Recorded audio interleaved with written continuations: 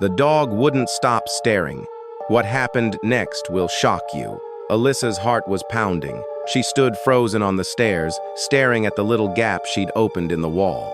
Cooper sat behind her, still watching quietly, like he was waiting for her to finally understand. Behind the trim, there was a tiny latch, old and rusted. She hesitated, then pulled it gently. The section of wall creaked open like a hidden cabinet. Inside was a narrow, dusty space, maybe a foot deep. At first, she saw nothing but cobwebs. Then she spotted it, a small wooden box pushed into the back corner. She pulled it out and opened the lid. Inside were a few old photos, a faded envelope, and a small velvet pouch. The photos were black and white, one of a man and woman standing outside the same house she lived in now. The envelope was addressed to whoever finds this, it's time you know.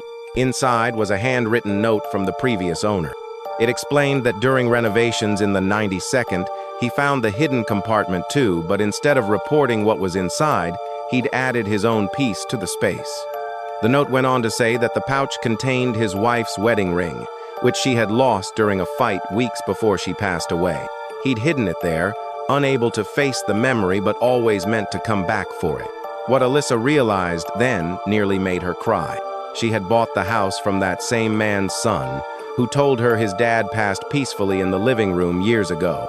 Cooper had been staring at the exact spot ever since. Maybe he smelled something, maybe he heard something through the wall. But either way, he led her to a forgotten piece of someone else's love story. Alyssa placed the items back in the box, tucked it away respectfully, and gave Cooper the biggest treat in the house.